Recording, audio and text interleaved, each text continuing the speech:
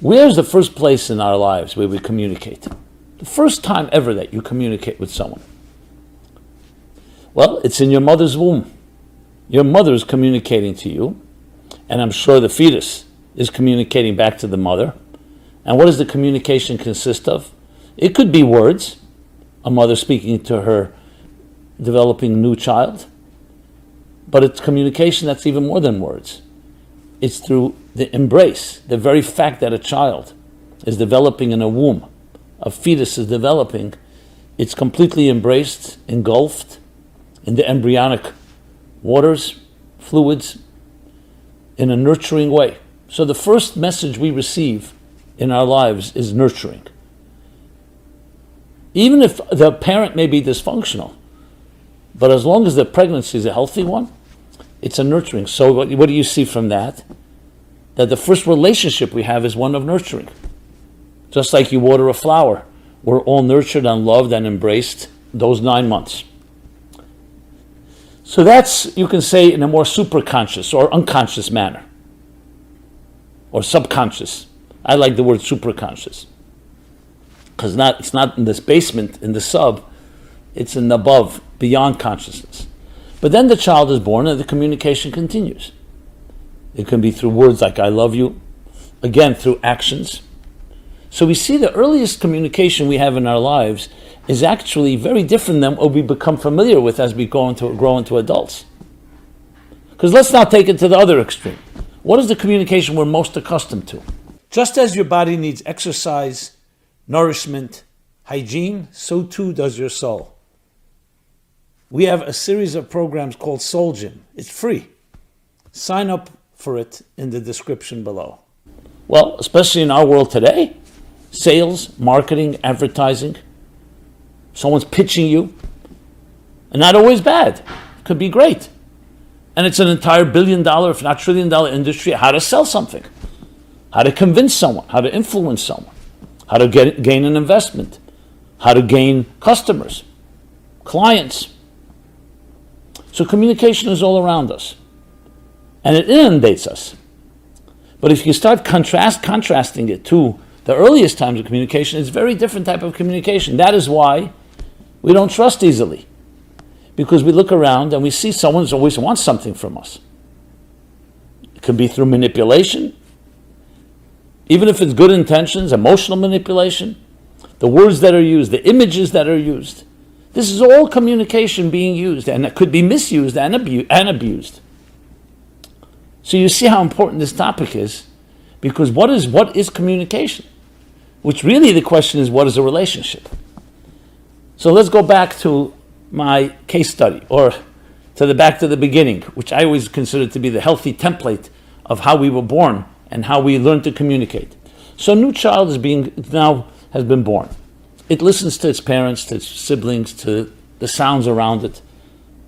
Hopefully in a healthy home, there will be nurturing messages, validation, confirmation, love. And as the child begins to actually listen to all of this, it begins to communicate as well.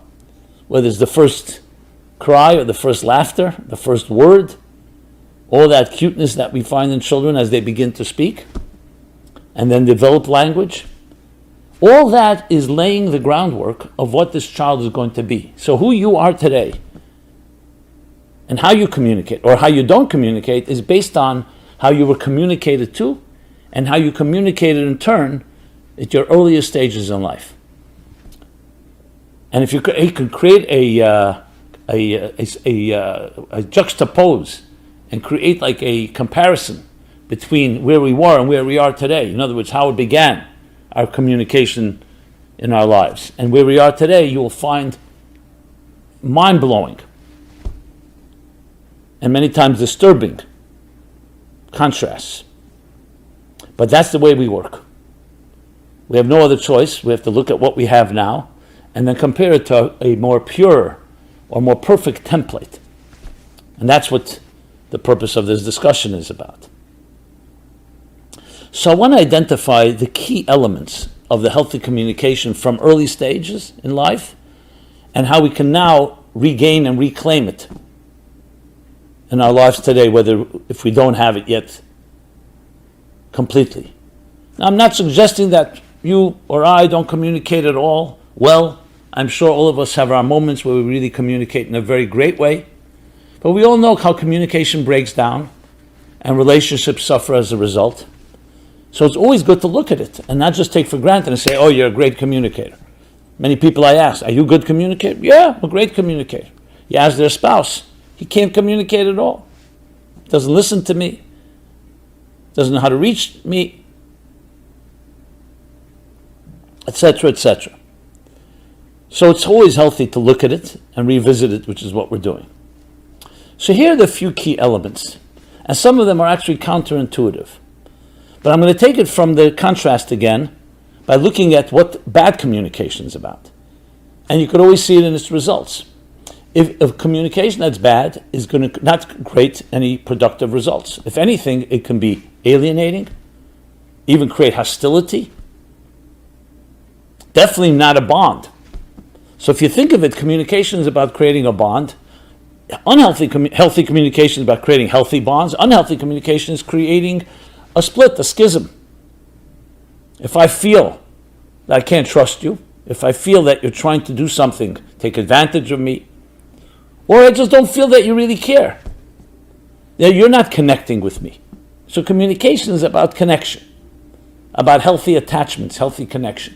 And as I said at the outset, it's not only about words. Everybody thinks communication is what words you use. It's a big part of it. We are called speakers. We speak to each other. We communicate with each other. But communication is also body language. It's also what you don't do. It's also the silence. When you read words on a page, it's not just the words, there's also the space between the words, between the letters, between the lines, between chapters. So the spaces between our words are also vital, just as the cadence in music. So too cadence in communication. Song and music is also communication. A smile is communication. So if you think of it in that way, it's generally the general relationship and the choice and the two choices we have. Is it going to be healthy or unhealthy? So the unhealthy version, you can just look around and see it quite quickly. You see how people take advantage of each other. You see how people abuse one another. Sometimes it can be a superior and their subordinate. Command each other, demand. Sometimes you get what you want because the person needs to if you pay somebody. But you'll see good leaders are great communicators. They're not just demanding and enforcing you to do something because you have to. They inspire you to do it. Now, in good marketing, they can do that as well. So that also can be manipulated. But I'm not going to go through every possible interaction we have. That I think each of us can apply. So let's now look at the healthy version. So I would begin with the first and most important thing, that good communication is good listening. Not what you say, but how you listen. You're speaking to someone, so you think you have to impress them. You have to inspire them. That may be part of it. But the first and most important step is listening, meaning getting yourself out of the way and listening to another. What are their needs? What are their interests?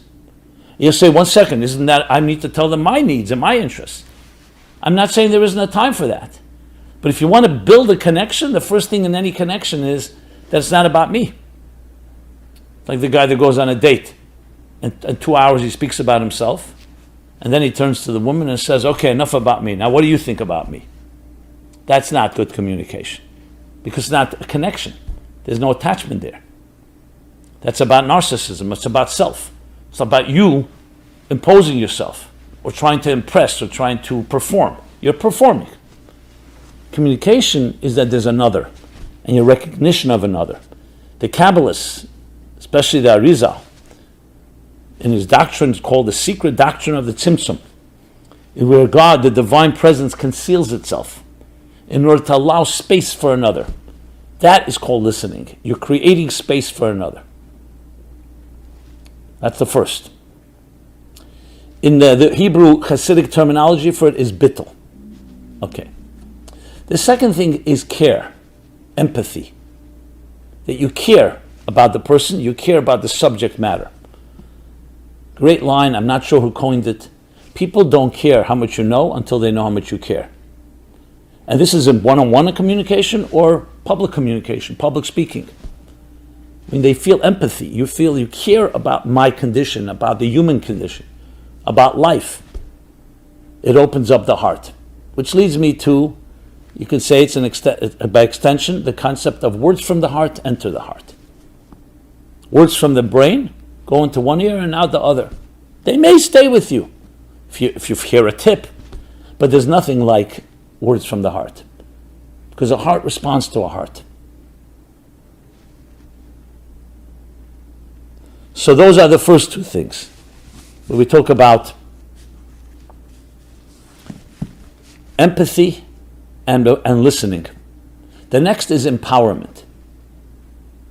The communication is empowerment. Remember I mentioned before, a mother empowers her child through the nurturing communication of either providing for the child in actions, in words, in a smile.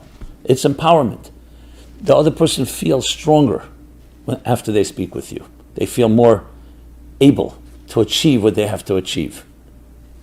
Now you'll notice I haven't yet mentioned anything about your needs. You could say, one second, what about my needs? We'll get to that. But remember, we're talking about communication as connection. You want to make a connection. I remember giving a workshop, a public speaking workshop about how to communicate with individuals, with people who are in public positions, community leaders, rabbis, educators, influencers. And I opened up a question. I said, if you had 30 minutes with a group of people, that the first time they see you, the first time you see them, you have only 30 minutes. You don't know if they will ever return to your community, to your sphere. What do you want to accomplish in those 30 minutes? And we went around the room, and people said interesting things. One person said, I'd like to inspire them, like them to say something that they will want to come back. One person, whether it was half humorous or serious, said, I'd like a donation. But the main point was I said, let's be honest, what would you want to accomplish? And everything they said was legitimate, but I added one word. And I said, what you want is trust, establish trust. And I saw everybody nod. But no one said it, because you don't think of it that way. Establish trust. And trust can be bought, it has to be earned. The question, of course, is how do you establish trust? But you want to establish trust, you have 30 minutes. Because once there's trust, first of all, people will give you the benefit of the doubt. Secondly, it opens up a person, because everyone has their defenses up all the time. I don't necessarily mean heavy layers of armor. Some people have that too. But everyone has, when you meet someone for the first time, and I'm talking about the first time, you don't know who it is. So we all have a certain defensive mechanisms, and not unhealthy necessarily. It's a form of protection. It's also a form of, let me check it out. I need to do my due diligence before I let you in, before I allow myself to be vulnerable, to be receptive. And if it's healthy, you will open up if you do feel trust. But if you don't feel trust, you won't. You won't want to connect. So trust lies at the heart. And that's why I go back to the child. A newborn child or a child that's in the womb is learning trust, because every second, 24/7, is being fed and being given oxygen and everything it needs. That implants in the child a trust that someone will protect me, that I am not alone in this world. I understand I'm talking on a more cosmic or broader level, but let's bring it back to regular communications. Trust is what you want to establish. The question is how. And the answer is, I go back to the other first two things, that people see you're capable of listening, even though you're doing the speaking. But I can tell you as a speaker, speaking is listening. Even though no one else may be saying words, but you pick up the vibes. So it's a listening to the human condition. It's a sensitivity to life. And that is expressed when you share. If you get up there and start preaching an idea that came to you, yeah, you may say something interesting, but it's not from the heart. The empathy, well, let me go back. The listening, that you understand the human condition. You're addressing an issue and you say, recently I had a setback in my life. And I'm not saying that in a way, in a manipulative way. You're sharing a personal experience. That immediately creates trust, because people say, you know what? I can identify with this person. He identifies with me, or she identifies with me. So listening and empathy go hand in hand in that sense, because empathy means you care about me. You care about what I care about. It's not how much you know. It's how much you care. As I said before, people don't care how much you know until they know how much you care. And once trust is established, it could be 30 minutes. You may never see them again, but something has happened. More likely, you will see them again. So trust is ultimately a key component in all of this. Now, so we've talked about, let's just sum it up so far. We talked about listening, talked about care, empathy, talked about empowerment, that you're here to empower you, help somebody grow, and we talked about trust. But let's talk about a few other points, which really are extension, but it's the same spirit of it all. But above all, keep in mind, it's all about the connection you're making. Now, I'll be honest, there are people in marketing classes and marketing techniques, I know because I've approached to offer a marketing workshop. This is marketing at its best, but not marketing in a way, and that brings me to my next step, is integrity and sincerity, because you can use these methods also to sell garbage, to manipulate someone, to sell them something that's not even valuable. There are people who can engender and cultivate trust because they know how to manipulate. So obviously, we need to have an element of integrity and honesty. And that's not always, the listener may not be able to always pick it up. I know people are great con artists. That's what makes a con artist a great con artist. They know how to manipulate your emotions. They know how to replicate and emulate everything I said, but not really, because it's ultimately not going to last. But it's important to keep in mind that as a communicator, there is an element of sincerity. And I would say that when you say words from the heart enter the heart, yes, I've seen people who are con artists can pull that off. But as Abraham Lincoln said, you can fool some of the people all the time. You can fool all the people some of the time, but not all the people all the time. Are there people that can be manipulated? Yes, but that's not what we're discussing. This is not the art of manipulation. This is the art of communication, the secret of healthy communication, with the emphasis on healthy. So sincerity, integrity. What you're offering, do you believe in it? Do you really believe in the product? Doesn't mean you have to be perfect. Many talks I give, many classes I give, people ask me, you believe everything you say? Do you do everything you say? I say, to do everything I say? That's the whole point of a standard, of an ideal. It's always more than what you're doing. But I believe in the product. I believe in its potential. I believe that it's something worthy of aspiring to. And if you don't, you shouldn't be sharing it. You shouldn't be talking about it. Put it bluntly. And if you're hired to sell something, or you're hired to market it or to communicate it, and you don't believe in it, I understand you may need the money, but you have to ask yourself, is this really worth your life? Now, I know we live in a world where people are told, sell something even though it doesn't matter. You force yourself to believe in it. But in the work I do, which is not, we're not selling cars, we're not selling real estate or cooking tips, where the information is the most important thing, we're talking about methodology of how to live your life. Which leads me to a few other points I want to address in the secret of healthy communication. Methodology. It goes back to the empowerment. You're not teaching people data and information. You're not communicating that. You're empowering people, and you want to teach them methodology. So if we take all the above and combine them, the space you create for another, that means there's that channel that has been opened up, a channel, a bridge, which is the heart of it all, which in turn creates the trust we spoke about, and all the other elements, the empathy, the empowerment. All of that combines, if you think about it, about a real connection, a real attachment, a true relationship, because that's what communication is about. Unfortunately, when we live in a material world, that's not unfortunate that we live in a material world, but unfortunately, a byproduct of materialism is selfishness. My communication is about me, about what I need, what I want from you. And now I have to convince you to give me something, your time, your money, your energy. But when life is built on understanding that it's about love and about spiritual connections, and the material is only a means to an end, then the whole communication changes. Then the goal is two souls to interact, to commune, kindred spirits. That whoever you meet is an opportunity here. That's more than just a business opportunity. It's a spiritual opportunity. So though business has to be, transactions have to be transacted, the show must go on, as they say, but why not infuse it with deeper levels of communication, deeper levels of trust? The problem is when we divorce the two, where, like healthy communication is with people I love, on weekends, evenings, but at work, we're sharks swimming with other sharks, and it's tough negotiations. We're not talking about unethical now. Tough.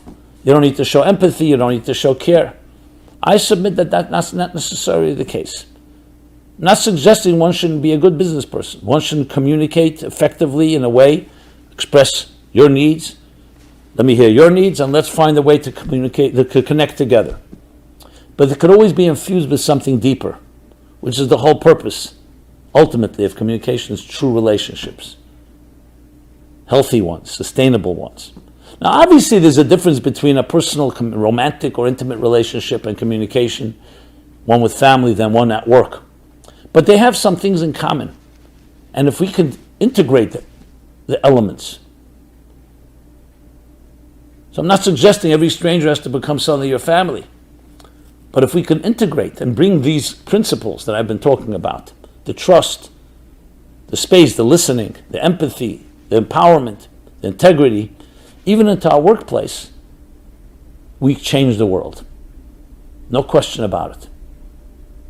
So though we have all the technologies available to us and all the communications, all you need is a smartphone and you're connected, but these connections are up to us how we're going to use them. Will we infuse them with a higher standard? Let's call it the soul of communication. Soulfulness. And it doesn't take away from the practical part. Obviously, we understand sometimes communication is on a shallow or superficial level.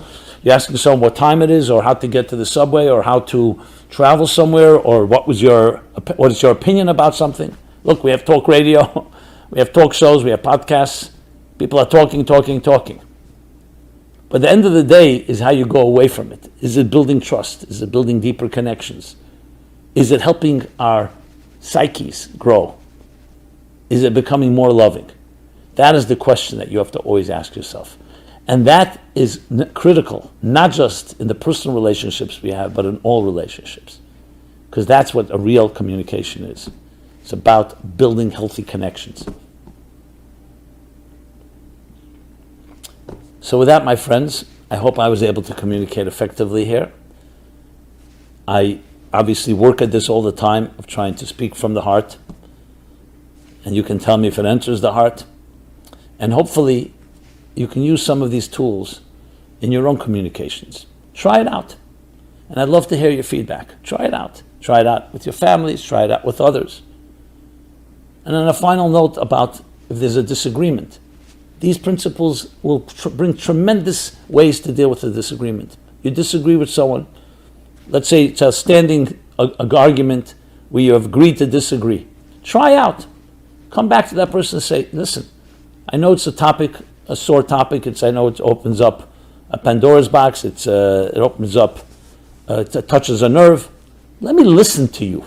I want to hear what you have to say. And the same with the other principles that I pointed out. The empathy, the care, the empowerment, the building of trust. And let me know how it goes. I would love to hear your feedback. If we can create this type of grassroots ripple effect, imagine how we can change the world. There's only a few 5 degrees of separation between us. And in many ways, this is my mission, our mission, is to create better relationships, is to create healthier communication, healthier bridges and connections. So again, I'd love to hear your feedback, your thoughts, your comments.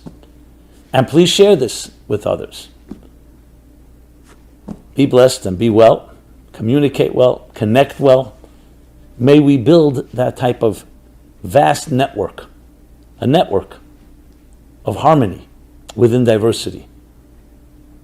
where we're all indispensable musical notes in the large cosmic symphony. And those notes communicate with each other. They both know how to speak and to listen. They know when to speak and when to listen, when to play and when to let the other play. And that is not just deferring, but it's actually complementing and realizing that we are far greater, our synergy, greater than the sum of the parts. Thank you so much. This has been Simon Jacobson, meaningfullife.com. Please check us out. And again, love to hear from you, and please share. Thank you. Be well. This program is brought to you by the Meaningful Life Center. Please help us continue our programs. Make even a small contribution at meaningfullife.com/donate.